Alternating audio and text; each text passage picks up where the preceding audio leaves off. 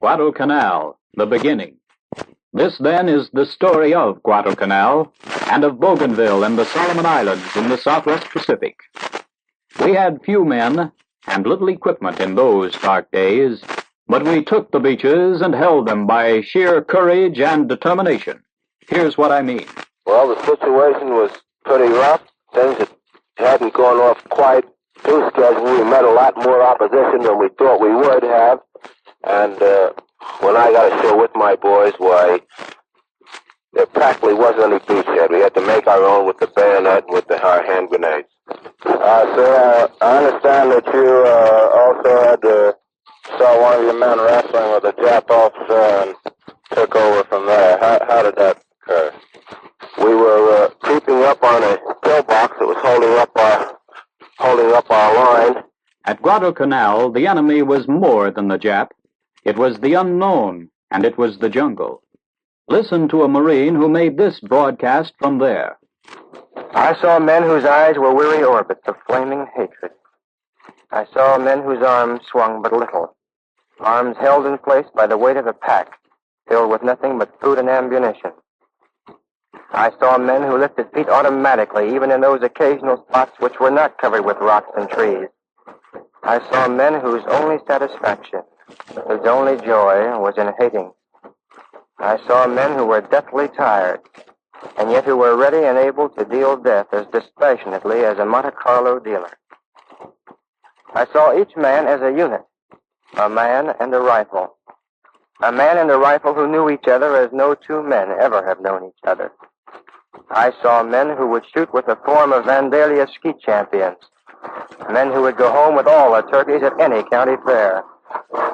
And seeing all this, I quietly smiled, for even in their deadly tiredness, they were in a hurry to kill. The enemy, too, wanted to kill, and his was the advantage of the jungle, of the mountains, the rain, and of the artillery.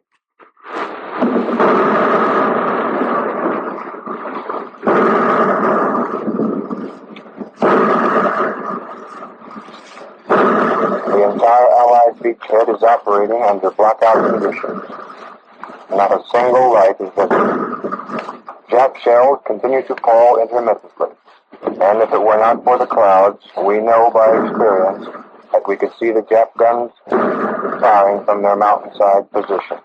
The final words of this broadcast are being recorded in the dull gleam light of a 7.5-watt bulb, swathed in red paper, and inserted in a gallon can that once held canned fruit of some kind or another. Standing in the half-mist and half-rain of the moment, outside our jungle studio, with the inner lining of a steel helmet shielding the microphone from the rain, I can see nothing beyond 50 yards away. The shelling continues, the rain continues. Our prime objective at Guadalcanal, at Bougainville, everywhere in the South Pacific, was always the same. It was the airstrips. When we took them, we had air power, and air power we needed. It was hot on the ground, and it was hot, too, in the clouds. I see some of our planes coming in now. It was a very good attack in it. They had to dive through the clouds. As you probably know, in dive bombing, it is necessary to pull out just before you strike the ground with your plane. I hope all our fellows did that today. They had to dive through the clouds, and the mountains were sticking up in among the clouds. I'm just holding my fingers crossed until the planes get back. And how about the targets themselves? I understand that they were very well camouflaged. As you have probably already told them, there were some 15 or 20 artillery guns that had been shelling us here, and they were well camouflaged. I was only able to spot one or two myself. However, I feel sure that several of these guns were knocked out, and in the morning we are going back and knock out the rest. After Guadalcanal came more of the same. In the Solomons, we secured a foothold in the South Pacific. We went to Bougainville to push the war against the enemy. It is not the island of Bougainville which the Allies wish to control. It is the Jap airfields on the island. That and just enough land for airfields of our own from which to continue the attack north, toward Tokyo. The second reason is the Jap ground troops have remained relatively unmolested. in the thick jungle.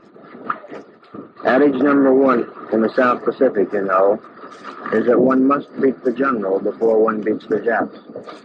Patrols searching this jungle do good work, but even they cannot search every square yard of jungle, and planes flying low sometimes help. But it is possible to fly only 50 feet above the jungle at the slowest speed possible and still pass over thousands of Japs and scores of gun positions without seeing either. When the Marines landed at Empress Augusta Bay, the Japs struck back with artillery. The island of Bougainville is at this moment being shelled by Japanese artillery somewhere around 1,000 yards from this broadcasting point. It is now 7:03 o'clock in the morning of March the 8th. The shelling began approximately 18 moments ago. The target are the twin airfields less than 500 yards from this broadcasting point.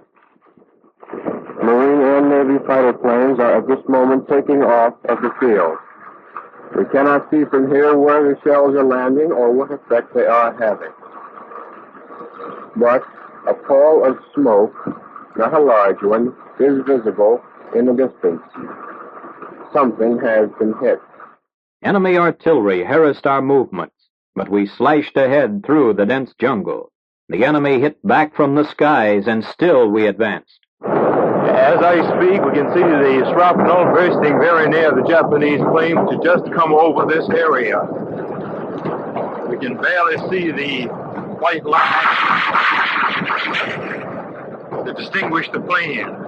A very dim white dragonfly in the distance. You will hear the firing of the heavy and light caliber anti-aircraft. We'll let you hear the anti-aircraft for just a moment. There is not a great deal of moon tonight. We can barely see it peeking through the cloud layer, which is rather low.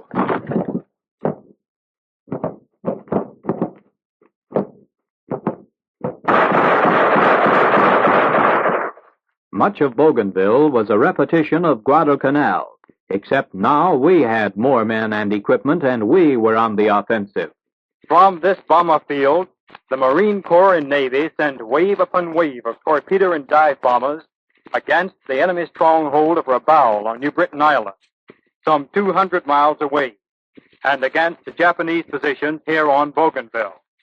This studio is only about 1,000 yards from the Japanese lines in this Empress Augusta Bay sector.